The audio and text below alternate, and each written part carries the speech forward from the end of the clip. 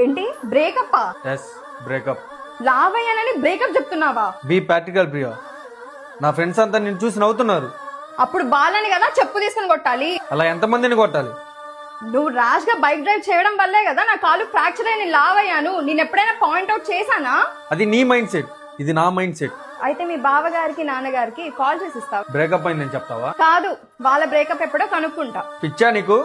వాళ్ళకి పెళ్ళయింది. అయితే ఏంటి? పెళ్ళప్పుడు మీ అమ్మ ఎలా ఉంది, ఇప్పుడు ఎలా ఉంది? మీ అక్క ఎలా ఉంది, ఇప్పుడు ఎలా ఉంది?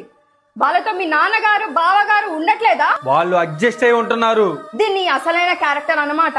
నీ కోసం నేను అడ్జస్ట్ అయ్యి సన్నగా అయ్యి లవ్ కంటిన్యూ చేయాలన్నమాట. నాకంత అవసరం లేదు. నువ్వు చెప్పడం కాదు, నేనే నీకు చెప్తున్నా.